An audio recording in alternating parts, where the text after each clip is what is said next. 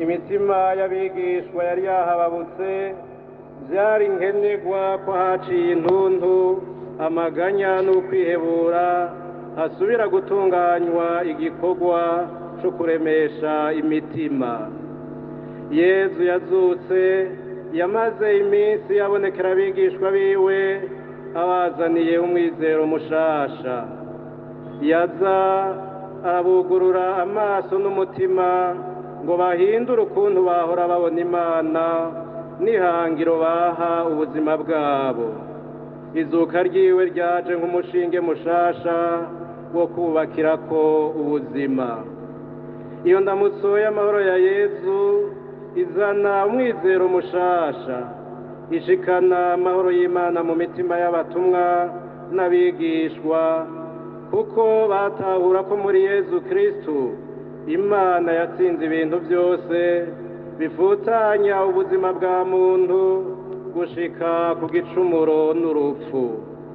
Iyo ndamutso y'amahoro isubira kurema gushasha ingabirano y'ukwemera. Yezu yararungikiye mutima mweranda abigishwa biwe kugira ngo aremeshe imitima yabo, baheze babone ko umuntu afiseho iyava n'iyaja, aho naho hakaba ari ku Mana. Amaso y'abigishwa amaze kuguruka kubwo ububasha bwa mutima mweranda, baciye biyumvamwo ubutumwa bwo gushikana ayo mahoro ya Yezu mu bantu bose, harimwo n'abari bigize abansi biwe, gushikana aho bamubamba ku musaraba. Indamutso y'amahoro ni indamutso iremesha ikerekeza kuri kazoza. Turakenera iyo ndamutso y'Imana ituremesha mu kwemera, na cane cane iyo turi mu bihe bisimbisha umutima, hamwe twumva umengo inabi iriganje, kinyoma, akarenganyo, urwanko, ubwicanyi n'ubundi bubisha bigasasigwa indava. Hari igihe tumera nk'aba bigishwa babiri b'Emawusi, tukihebura tugatakaza umwizero mu migambi twarimwo turiko turaharanira kazoza, tukarondera iyo tuja kunyegera ngo tube turikinze urupfu. Ni mu gihe nk'ico Yezu yazutse atwiyegereza akaduherekeza mu rugendo turimwo, agasubira kudufasha gutahura urukundo rw'Imana yigize umuntu, maze Yezu Kristu agaca mu byo twese ducamwo kugira ngo atwereke ko tworema, kuko Imana ari ifise intsinzi irama yishobora gutsinda urupfu. Muri Yezu Kristu turabona ko Imana idashobora guheba intungane yayo. Tumaze gutahura ukuri kw'Imana, duca tubona ko urupfu rudashobora gutsinda ubuzima, ko ikinyoma kitotsinda ukuri, ko urwango rutotsinda urukundo.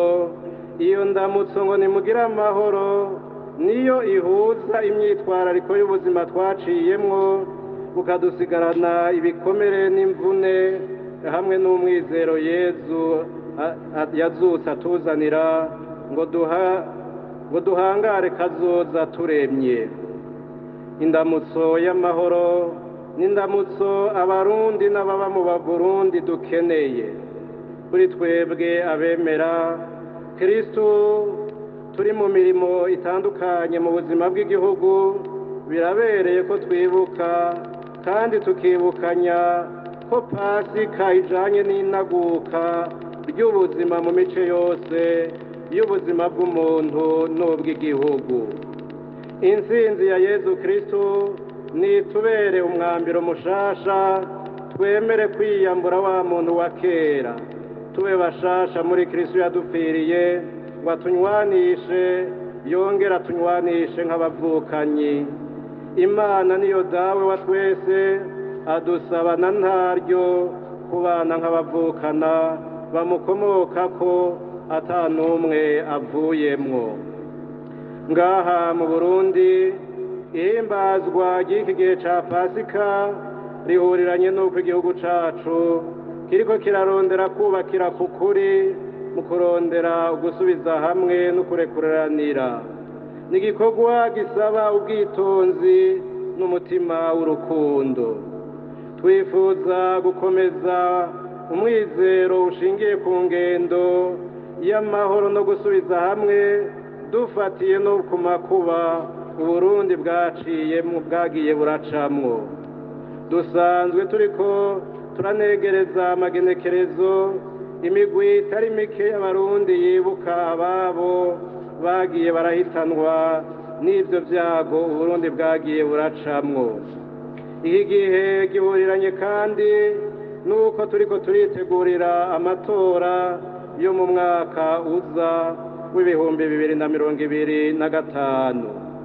Ni igihe ciza rero co gusubira kunagura ubuzima twisunga inzira Yezu Kristo yaduciriye n'akarangamutima gashingiye kuri ayo mahoro. Twebwe abemera Yezu Kristo yapfuye akazuka turategerejwe gutanga intererano yacu kugira ngo amahoro ya Kristo abe ariyo dushira imbere. Ni muri iyo ntumbero twagomba kugaruka ku bintu bine bijanye n'ibihe turimwo twosaba ko bimurikirwa n'akarangamutima gashingiye ku ijambo ry'Imana.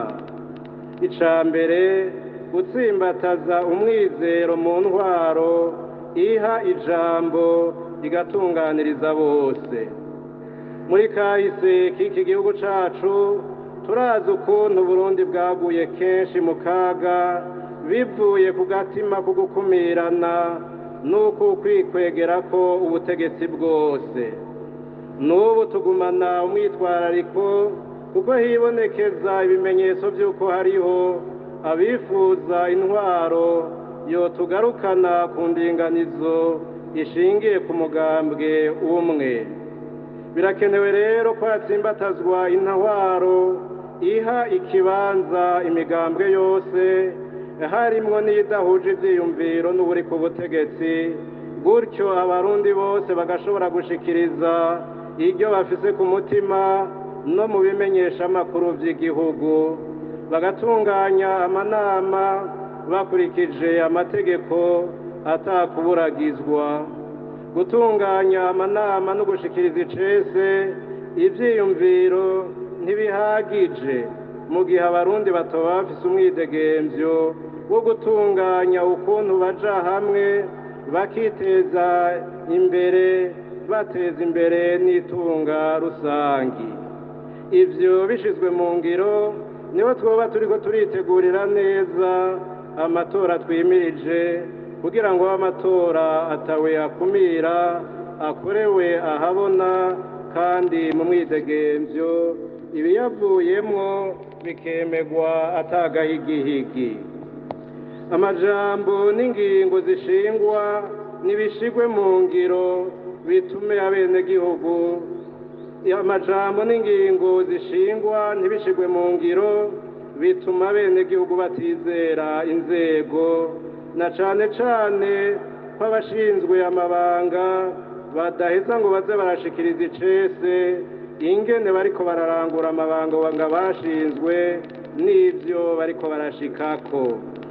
Ko leta yashimye kwitwa leta mvyeyi yotsimbataza ako karangamutima gute kandi idashoboye kumviriza no gutunganiriza bose kugira ngo ntihave haba bamwe bumva ko bakumiriwe. Mu gihe abatari kumwe n'umugambi uri ku burongozi bw'igihugu bafatwa nk'abansi maze ntibashobore no gushingwa amabanga ngo bakore akazi kandi babifitiye ubumenyi n'ubushobozi, biraheza bikagorana guharanira itunga rusangi. Birakenewe rero ko abarundi basubira kuganira neza ingene intwaro yoha ijambo bose igatunganiriza bose, gutyo ikagenda iremesha umwizero mu barongozi. Ca kabiri, gukomeza inagurwa ry'urwego rw'ubutungane. Abarongozi b'igihugu uhereye ku mukuru w'igihugu ntibasiba gushikiriza ingaruka mbi zo kudahana. Uko kudahana kwimonogoza niko abanyagihugu bata umwizero mu rwego rw'ubutungane maze bakagenda bacika intege bakihebura bagatangura kugomba kwihanira ugasanga baraguye no mu byaha bikomeye. Hariho rero n'abacamanza canke abandi bo mu bisata by'urwo rwego rw'ubutungane bafitiye ubwoba umutekano wabo kubera igitsure ca bamwe mu bategetsi, maze bagahava bemera guhemuka kwibanga aho guhagararira ukuri n'ingingo. Ikibazo c'ubutungane kiranafatiye no ku kuntu amabanga n'akazi bitangwa n'inzego za leta. Turumva abantu batari bake bidoga ko mu itangwa ry'akazi hatarabwa ubumenyi, ubukerebutsi, ubuhinga n'ubushobozi, ariko ko harabwa cane cane umwete wo gukorera umugambwe uri ku butegetsi canke ugutanga ibiturire. Ivyo bituma irangurwa ry'imirimo umuntu ashinzwe ridafatira ku bumenyi, ubukerebutsi n'ubushobozi. Ivyo byose bikagira ingaruka mbi ku mwimbu, ugasanga igihugu giha agahembo ibinebwe n'abariko baragisahura, maze kurya igiturire bikagenda vyimonogoza. Birabereye ko indongozi be n'abajejwe ubutungane ku nzego zose bava hasi bagakora kugira ngo umurundi eka n'uba mu Burundi wese atunganirwe, uwarenganijwe arenganurwe, atekanirwe mu biwe no mu vyiwe. Nk'uko twabivuze, uko kose habaye akarenganyo ntigahanwe, niko agahinda n'umwikomo bikomera mu bantu bigahava bivyara induru n'ingwano. Bwa gatatu, gutsimbataza umutekano ukingira ubuzima bwa zina kiremwa muntu. Umutekano ni itunga rihambaye ku muntu uwo ari we wese. Kumva mu gihugu cacu hakiriho abantu bicwa bunyamaswa canke bakagenda amazima yongo kubera politike canke izindi nyungu izo arizo zose, ni ibintu biteye agahinda. Tuboneyeho akaryo ko gusubira guhoza ababuze ababo mu bihe bishize. Niyo umuntu yoba afashwe n'inzego zibijejwe, bitegerezwa gukorwa hisunzwe amategeko, umuntu agafungirwa ahantu hazwi kandi hashobora gushikwa n'abo mu muryango wiwe. Gucungera umutekano muri ya ndinganizo y'inyabune n'inkenerwa mu gihugu, ariko inzego z'umutekano zibwirijwe kumva ko arizo za mbere zishinzwe gukingira bene gihugu n'utwabo. Ntitwovuga ibyo gutsimbataza umutekano ngo tureke gutera akamo abantu bagifite iciyumviro cyo gusesa amaraso y'abantu bitekaniye. Ibyo bakabigira nk'uburyo bwo gushikiriza ivyiyumviro vyabo canke guharanira ivyicaro vya politike. Turahamagariye uwo wese yoba afise agagifisa ku gatima gutumbera inzira zubaka igihugu, zubahirije ubuzima bw'umuntu n'agateka kiwe, hagakomezwa ibiganiro, ukuja inama n'ingingo. Ica kane, kubandanya twitaho ikibazo c'ubukene mu bene gihugu. Turashima ko inzego z'igihugu zikora uko zishoboye ngo umwimbu mu burimyi n'ubworozi ugende wiyongera. Mugabo biraboneka ko ubutunzi bw'igihugu butarifata neza, nkako iduga ry'ibiciro, ifaranga ry'Uburundi ribandanya rita agaciro, ukubura kw'ibitoro n'ibindi bisumwa nkenerwa mu buzima bwa minsi yose. Ubushomeri biri mu bintu bituma abantu batari bake baba mu bukene kandi buguma bwiyongera. Birakenewe ko ikibazo c'ubukene kibandanya cigwa neza maze inzira zo kuva mu bukene zishikirijwe muri ivyo vyigwa n'ibiganiro zigashigwa mu ngiro, kandi hakaza harasuzumwa ingene ibintu biriko biratera imbere kugira ngo turonke amahoro mu mitima yacu, abantu bave mu mwiheburo. Ni ngombwa kwitunga rusange ricungerwa neza n'inzego zibijejwe, rigakoreshwa ku neza ya bose, abanyonozi bagasubiza ivyo bivye kandi bikamenyekana ko bafashwe bagahanwa. Indamutso y'amahoro n'indamutso idutuma kuremesha amahoro n'umwizero. Bakristo dusangiye ukwemera, namwe mwese Imana ikunda mukayikundira, n'uno munsi Yezu Kristo arasubiye kutubwira ati nimugire amahoro.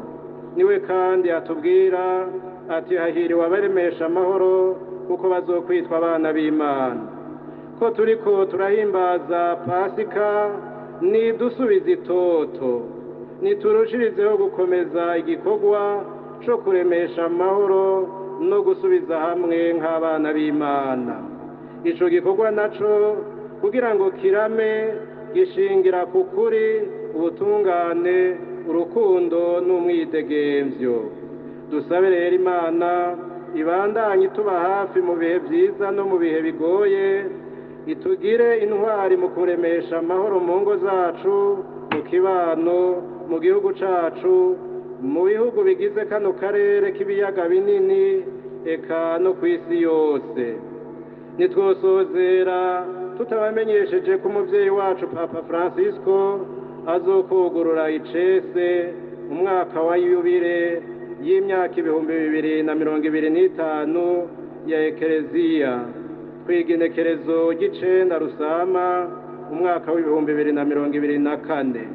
None turabatumiye mwese kwinjira neza muri iyo yubile no kuyihimbaza mu mwizero ukomoka ku ntsinzi ya Kristo umwami w'amahoro.